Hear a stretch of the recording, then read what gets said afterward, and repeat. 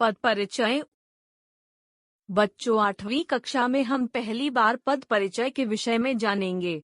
जिस प्रकार हम किसी से पहली बार मिलने पर हम अपना परिचय, अपना नाम, पता, घर का पता आदि बताकर देते हैं, ठीक वैसे ही वाक्य में प्रयुक्त पद भी अपना पूरा व्याकरणिक परिचय अर्थात भेद, लिंग, वचन, कारक, काल, संबंध आदि बताकर देते हैं। अब प्रश्न उठता है कि हम वाक्य में शब्दों का प्रयोग करते हैं तो पद क्या हैं? आपको याद होगा कि वर्णों का सार्थक समूह मिलकर शब्द बनाते हैं। जब शब्दों का सार्थक समूह व्याकरण में नियमों के अनुसार बंध जाते हैं तो वाक्य बन जाता है। जैसे शब्द मारा राम रावण ने से को तीर। वाक्य राम ने रावण को तीर से मारा। कर्ता प्लस कर्म प्लस क्रिया। इस वाक्य में व्याकरणिक नियमों से बंधे शब्द ही पद कहलाते हैं। वाक्य में प्रयुक्त पद के अनुसार पद परिचय है। जैसे राम ने व्यक्तिवाचक संज्ञा, पुल्लिंग एकवचन, कर्ता कारक, ने परसर्ग सहित, मारा क्रिया का कर्ता। रावण को व्यक्तिवाचक संज्ञा, पुल्लिंग एकवचन, कर्म कारक, को परसर्ग सहित, मारा सकर्मक क्रिया का कर्म। तीर से जातिवाचक संज्ञा, पुल्लिंग एकवचन, करण कारक, से परसर्ग सहित, मारा सकर्मक क्रिया का साधन। मारा सकर्मक क्रिया, सामान्य भूतकाल, पुल्लिंग एकवचन, अन्य पुरुष, राम इसका कर्ता है। उपर्युक्त विश्लेषण से आप समझ गए होंगे कि वाक्य में प्रयुक्त पदों का व्याकरण की दृष्टि से दिया गया परिचय ही पद परिचय कहलाता है। पद अपने आप में अनेक रहस्य समेटे होता है, अर्थात पद संज्ञा, सर्वनाम, विशेषण, क्रिया तथा व्यय हो सकता है, एक वचन या बहुवचन हो सकता है, स्त्रीलिंग या पुल्लिंग भी हो सकता है। अतः पद परिचय की परिभाषा है वाक्य में प्रयुक्त किसी एक निर्दिष्ट पद, शब्द अथवा सभी पदों का व्याकरण की दृष्टि से परिचय देना पद परिचय कहलाता है। पद परिचय के निर्धारक तत्व। पद परिचय संज्ञा, सर्वनाम, विशेषण, क्रिया तथा व्यय शब्दों का दिया जाता है। संज्ञा का पद परिचय। संज्ञा के पद परिचय में निम्न बिंदुओं को बताया जाना चाहिए। भेद व्यक्तिवाचक, जातिवाचक, भाववाचक। लिंग पुल्लिंग, स्त्रीलिंग। वचन एकवचन, बहुवचन। कारक कर्ता, कर्म, करण, संप्रदान, अपादान, संबंध, अधिकरण, संबोधन।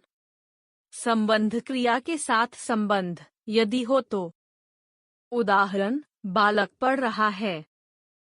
बालक जातिवाचक संज्ञा, पुल्लिंग एकवचन, कर्ता कारक, पढ़ क्रिया का कर्ता। सर्वनाम का पद परिचय। सर्वनाम के पद परिचय में निम्न बिंदुओं को बताया जाना चाहिए। भेद पुरुषवाचक, निश्चयवाचक, अनिश्चयवाचक, संबंधवाचक, प्रश्नवाचक। लिंग पुल्लिंग, स्त्रीलिंग। वचन एकवचन, बहुवचन। पुरुष केवल पुरुषवाचक सर्वनाम में उत्तम पुरुष, मध्यम पुरुष, अन्य पुरुष। कारक कर्ता, कर्म, करण, संप्रदान, अपादान, संबंध, अधिकरण, संबोधन। संबंध क्रिया के साथ संबंध। उदाहरण मैं लिख रहा हूँ। मैं पुरुषवाचक सर्वनाम, उत्तम पुरुष, पुल्लिंग एकवचन, कर्ता कारक, लिख क्रिया का कर्ता। विशेषण का पद परिचय। विशेषण के पद परिचय में निम्न बिंदुओं को बताया जाना चाहिए। भेद गुणवाचक, संख्यावाचक, परिमाणवाचक, सार्वनामिक या संकेतवाचक। लिंग पुल्लिंग, स्त्रीलिंग, उभयलिंगी। वचन एकवचन, बहुवचन।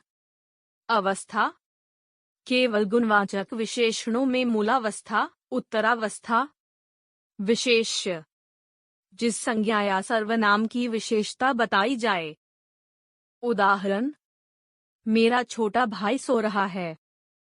छोटा गुणवाचक विशेषण, मूलावस्था, एकवचन, पुल्लिंग, विशेष्य भाई। क्रिया का पद परिचय। क्रिया के पद परिचय में निम्न बिंदुओं को बताया जाना चाहिए। भेद, अकर्मक, सकर्मक, अन्य भेद, प्रेरणार्थक, पूर्वकालिक, अपूर्ण, सहायक क्रिया।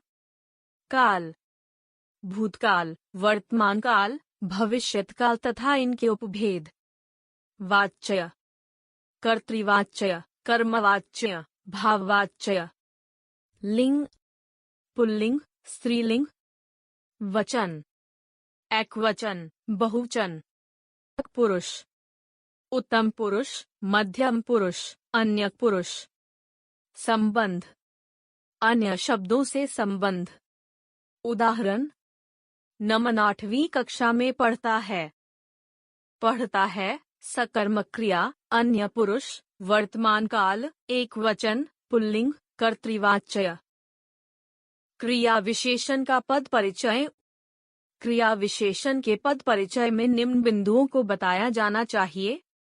भेद, स्थानवाचक, कालवाचक, रीतिवाचक, परिमाणवाचक।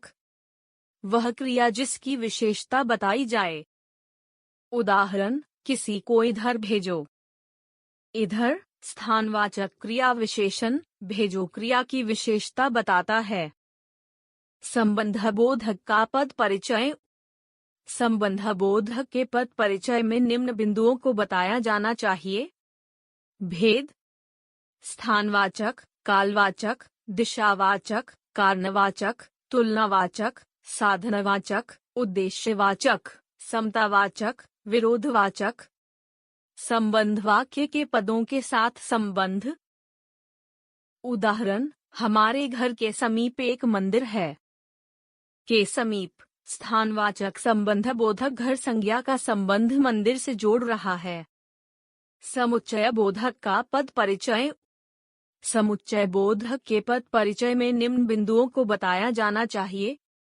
भेद, समानाधिकरण, व्यधिकरण। योजित शब्द या वाक्य जिन्हें यह जोड़ता है। उदाहरण, उसे दंड दिया गया ताकि वह सुधर सके। ताकि, समानाधिकरण समुच्चय बोधक, परिणाम सूचक उसे दंड दिया गया तथा वह सुधर सके, इन दो वाक्यों को जोड़ता है। विस्मयादिबोधक का पद परिचय। विस्मयादिबोधक के पद परिचय में केवल यह बताना होता है कि विस्मयादिबोधक का कौन सा भाव व्यक्त हो रहा है। उदाहरण, अरे वाह, तुमने तो कमाल कर दिया।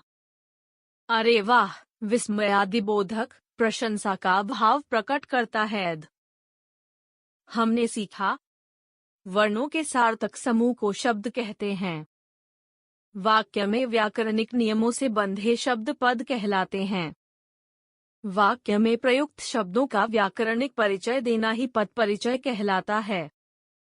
पद परिचय में संज्ञा, सर्वनाम, विशेषण, क्रिया तथा व्यय आदि का परिचय दिया